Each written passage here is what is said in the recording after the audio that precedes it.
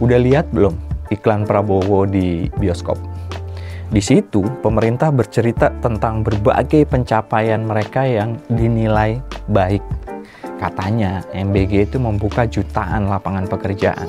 Iklan ini keluar setelah Indonesia dilanda oleh demonstrasi yang begitu masif yang dipicu oleh kemarahan publik atas kenaikan tunjangan DPR dan berbagai masalah lain yang udah lama melanda negeri ini.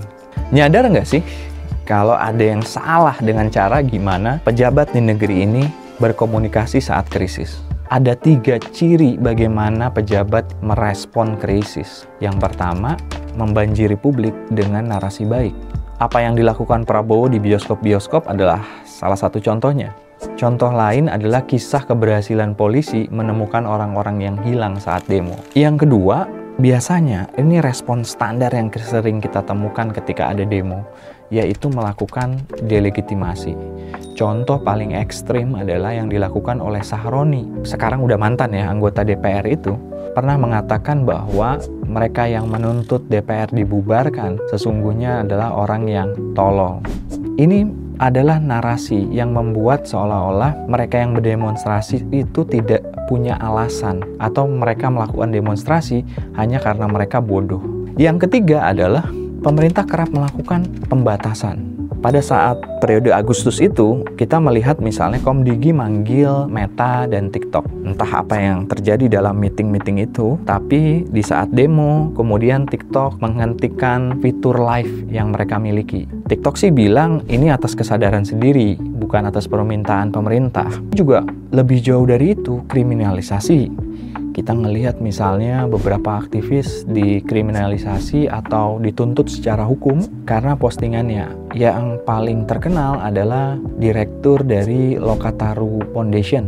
Direkturnya berkata bahwa demo itu boleh loh, jadi silakan gitu. Tapi itu dianggap sebagai bentuk provokasi, menghasut. Akhirnya Del Pedro sampai sekarang masih di tahanan polisi.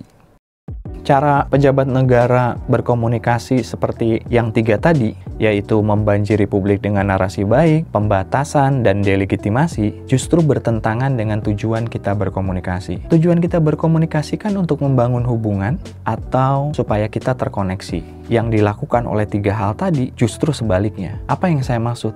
Ibaratnya nih, pemerintah ngomong apa, publik ngomong apa. Nggak pernah nyambung jadinya. Jadi apa sih yang harusnya dilakukan oleh pemerintah dan pejabat publik lainnya di saat krisis? Yang pertama itu komunikasi mereka harusnya empatik. Ya.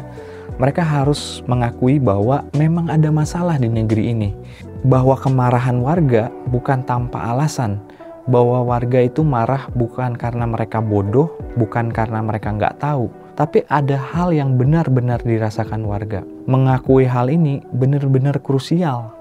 Kalau enggak, yang terjadi seperti yang saya bilang, enggak nyambung gitu. Yang kedua, pemerintah itu harus transparan dan accountable.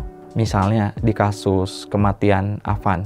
Apa sih yang sesungguhnya terjadi? Apa yang membuat polisi melakukan itu? Siapa yang bersalah? Adakah rantai komando yang harus diperiksa? Atau ada SOP yang salah? Kita nggak pernah mendengar pemerintah menjelaskan ini. Hal ini menimbulkan iklim kecurigaan sehingga publik tidak percaya.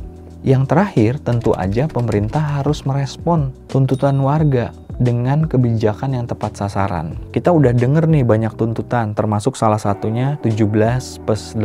Apa yang akan dilakukan oleh pemerintah untuk merespon itu? Apa jawaban realnya?